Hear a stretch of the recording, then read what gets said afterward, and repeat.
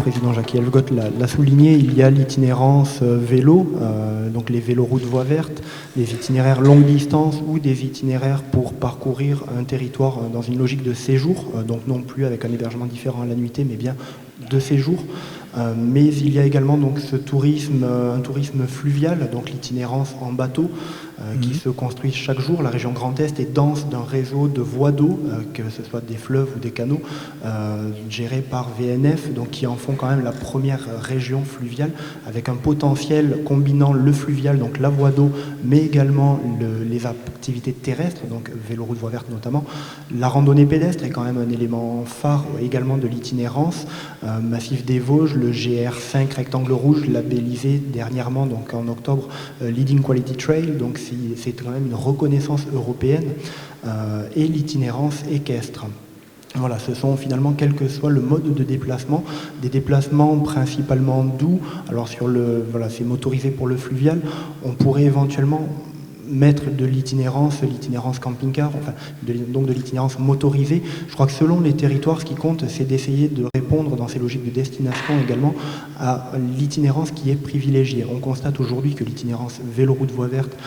fait l'unanimité, c'est un axe quand même de développement majeur, on y reviendra peut-être d'un point de vue économique également, donc effectivement l'axe est porté aujourd'hui sur les véloroutes voies vertes. Au niveau de la destination Lorraine, j'aborderai uniquement sous l'angle véloroute voie verte, étant donné la proximité immédiate de l'itinéraire Moselle-Saône, donc véloroute numéro 50 au schéma national, qui qui est travaillé par une dimension partenariale, telle que le disait Peter, les régions, depuis la frontière avec l'Allemagne jusqu'à Lyon, les régions, les départements, les intercommunalités se sont regroupés pour mener un travail de structuration de l'itinéraire, donc de développement d'une bande de roulement, avec la signalétique et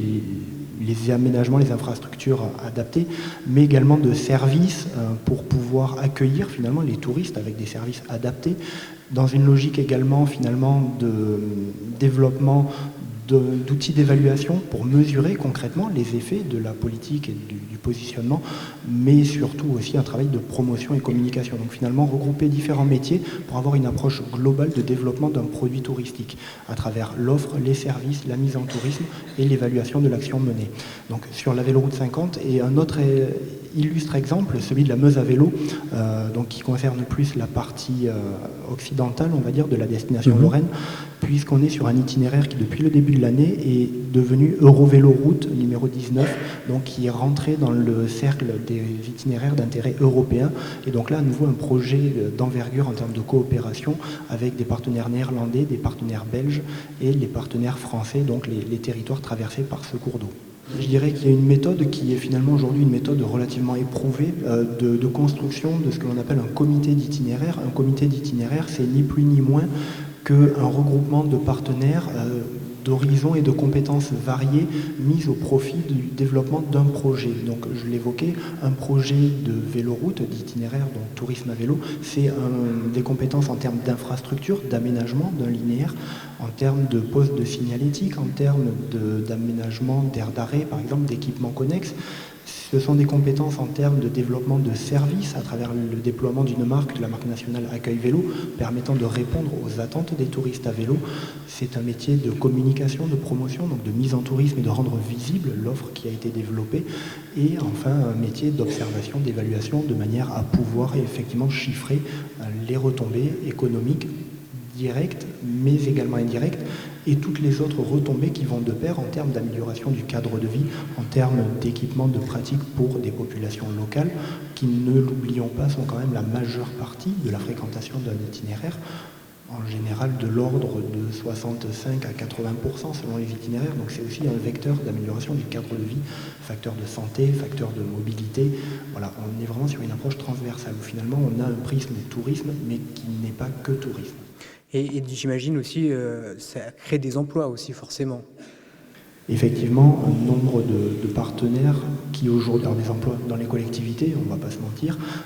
de chargés de mission, de chargés de développement, mais également des emplois au sein de socio-professionnels pour pouvoir développer et renforcer finalement l'attractivité ou conforter leur activité en termes d'hébergement, de restauration, de sites de visite et de loisirs, de manière finalement à pouvoir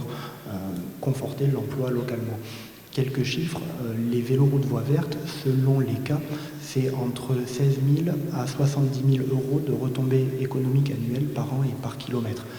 La diversité de ce chiffre, finalement, vous me direz, on est quand même sur un rapport assez important, c'est lié essentiellement finalement à l'offre touristique présente sur place, sur site, et du coup à la consommation qui va être faite par les clientèles. Donc on se rend compte finalement que quand on a un investissement qui est de l'ordre de 150 000 euros du kilomètre pour construire l'équipement, on va enlever tous les coûts liés à l'animation du réseau, mais finalement, on est sur des retombées économiques moyennes de 35 à 40 000 euros. On est sur un retour sur investissement en économie générique de l'ordre de 3 ans. Donc, il n'est quand même pas négligeable.